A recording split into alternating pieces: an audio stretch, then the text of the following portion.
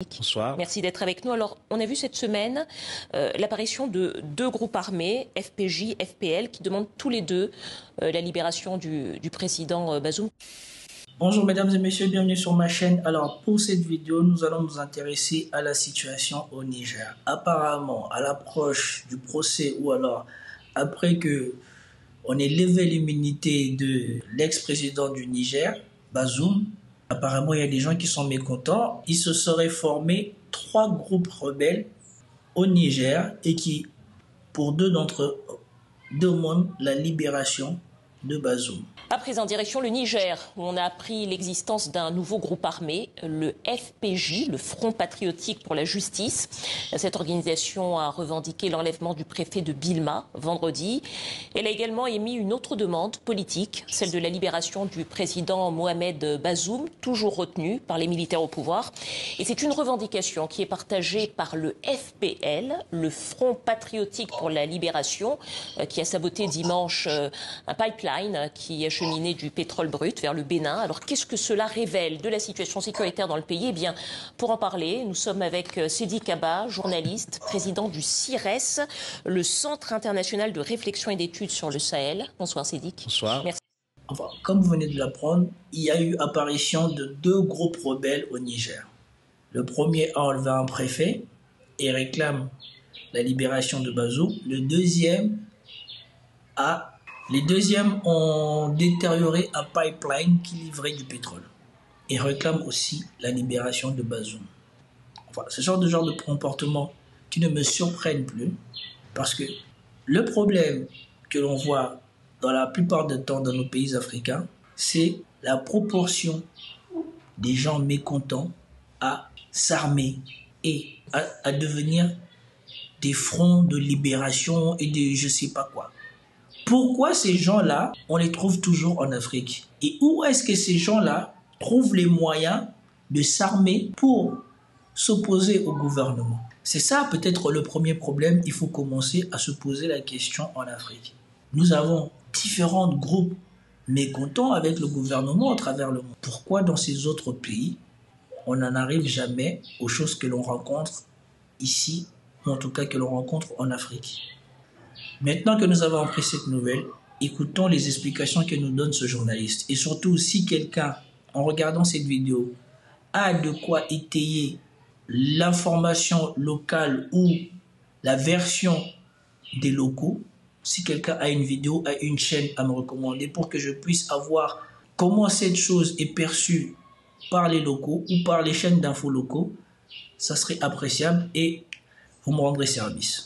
Bonsoir. Merci d'être avec nous. Alors, on a vu cette semaine l'apparition de 2 groupes armés, FPJ, FPL, qui demandent tous les deux la libération du président Bazoum. Comment est-ce qu'on peut interpréter cette revendication commune? C'est ça. On peut même ajouter à cette énumération un 3e groupe qui est le Conseil pour la résistance le Conseil de résistance pour la République, le CRR de Rissa Agboula.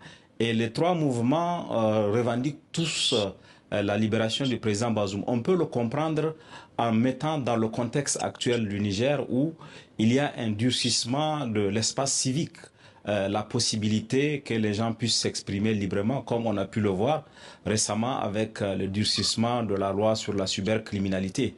Donc, à l'absence de toute possibilité d'expression démocratique, cette forme de posture peut s'expliquer. Les gens ont recours à des moyens non démocratiques pour défendre la démocratie. Alors, on ne va pas faire semblant. Et voilà pourquoi je vous ai toujours dit que la démocratie en Afrique est un poison. Nous ne sommes pas des États qui, dans leur majorité, ont atteint le niveau démocratique. Nous ne sommes pas des États qui, dans leur majorité, ont atteint le... Pensez-vous vraiment que la priorité du Niger soit la division? Pensez-vous vraiment que la priorité du Niger soit l'apparition de 3 groupes différents qui tous réclament la réhabilitation d'un président qui ne faisait pas grand-chose pour son pays, même si les Occidentaux disent qu'il faisait grand-chose pour son pays? On sait qu'il bradait les minerais de son pays aux Occidentaux, et voilà pourquoi il était bien considéré et qu'eux assuraient sa sécurité parce qu'ils n'avaient pas non plus une grande armée. Voilà une personne qui a laissé des Américains venir s'installer chez lui sans lui demander quoi que ce soit et sans demander de compte aux Américains. Voilà quelqu'un qui avait laissé les Français s'installer chez lui et qui lui-même n'entretenait pas une aussi grande armée ou une aussi bonne armée que ça. Parce qu'il n'avait pas non plus de résultats face aux groupes armés qui causent des problèmes au Sahel. Et comme l'a révélé le président du Burkina Faso, et comme on le voit depuis que l'Alliance de Sahel a été créée, ces armées étaient sous-équipées. Ces armées n'étaient pas en condition de pouvoir lutter pour apporter la sécurité et la souveraineté au Sahel et dans leur propre pays, qui sont le Niger, le Mali et le Burkina Faso. Alors oui, la transition n'est pas parfaite, mais la transition se fait. Et aujourd'hui, ce journaliste nous présente la situation comme étant la conséquence de la réduction de la liberté d'expression. Parce que pensez-vous que sous Bazoum, il y avait la liberté d'expression au sens où lui l'attend? Libye. Alors, est-ce qu'on sait qui sont les personnes derrière ces deux groupes armés? Bien sûr, on sait que le Front patriotique de libération est dirigé par Mahmoud Salah, qui est un quadragénaire nigérien qui a fait un parcours classique, qui a fait ses études au Niger, qui a eu une vie professionnelle avant de s'exiler en Libye et de fonder le Front patriotique de libération, qui a revendiqué le sabotage du pipeline qui relie le Niger au Bénin. Et l'autre mouvement est formé par Mohamed Atouar, qui est de la région de Bilma aussi, à Agouar, un village situé à 10 km, qui est un ancien de forces de sécurité nigérienne, qui est aussi fondateur de ce mouvement. Alors justement, tous les deux demandent la libération du président Bazoum. Est-ce qu'on sait si ce sont des gens plutôt proches de l'ancien président, enfin du président? Non, on ne peut pas dire que les dirigeants de ce mouvement font partie du premier siècle ou même des défenseurs du président Bazoum, puisque Mahmoud Salah, dans son cas, a été emprisonné par 2 fois par le président Bazoum et il y a eu une médiation communautaire qui a permis sa libération de la prison civile d'Agadez. L'un des deux protagonistes qui aujourd'hui réclame la libération du président Bazoum a été emprisonné par 2 fois par Bazoum lui-même, et ce n'est pas la justice au sens de la justice démocratique qu'il a été relâché, c'est par la justice communautaire. Il y a eu des négociations entre des communautés pour que on le libère. Donc ces gens-là viennent réclamer la démocratie et la liberté d'expression à une transition, mais eux-mêmes vivent hors démocratie, hors des règles de la démocratie. Donc un ancien criminel, selon le régime de Bazoum, aujourd'hui se met dans l'illégalité pour réclamer la libération de Bazoum. Ici, peut-on envisager que ces gens-là servent les desseins d'autres personnes? Puisqu'on sait, ceux qui ont réclamé à corps perdu la libération de Bazoum pendant des mois et qui ont dû céder face à la détermination, mais aussi la coalition des trois pays du Sahel qui maintenant bénéficient de l'appui et du savoir-faire des Russes.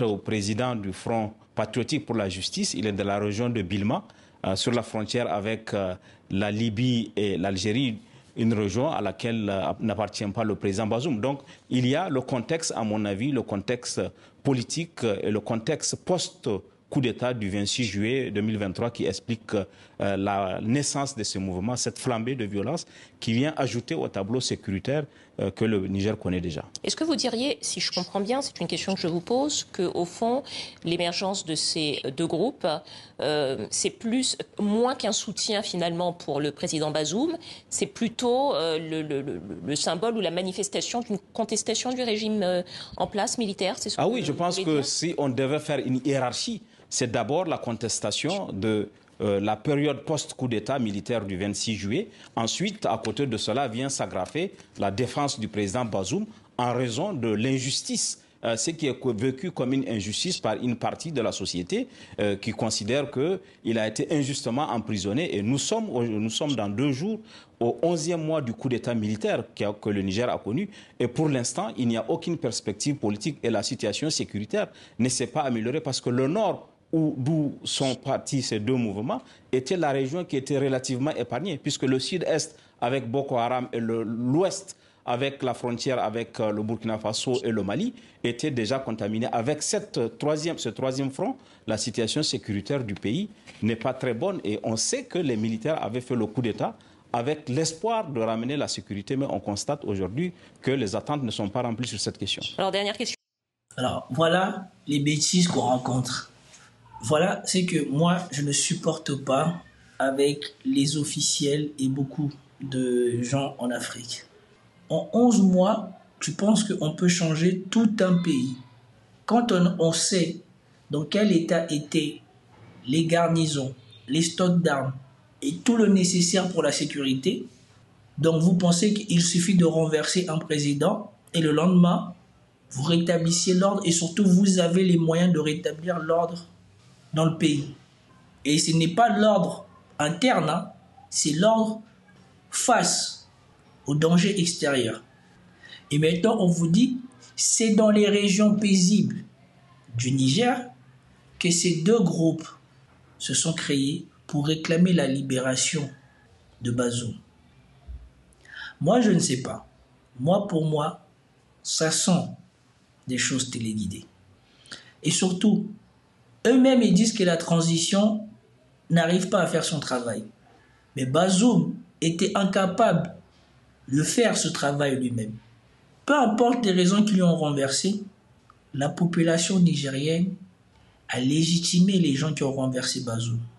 Et donc petit à petit dans cette transition, maintenant qu'on approche de son procès pour dénoncer ce qu'il a fait de bien ou de mal ou pas, parce qu'il a droit à un procès comme tout le monde, on commence à dire que c'est une injustice. Dans un état de droit, si les gens veulent vivre la démocratie, ne doivent-ils pas eux-mêmes commencer par respecter les procédures?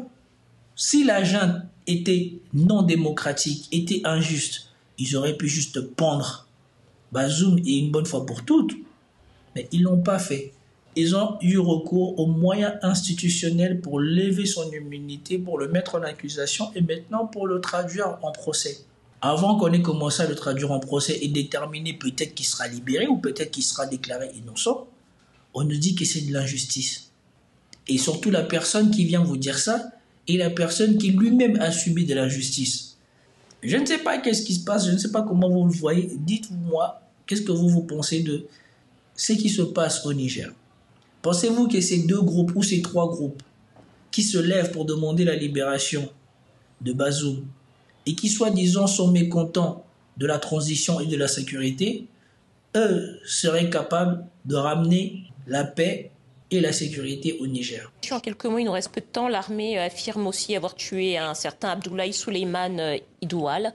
C'est un homme qu'elle présente comme un membre influent de l'État islamique dans l'ouest du pays.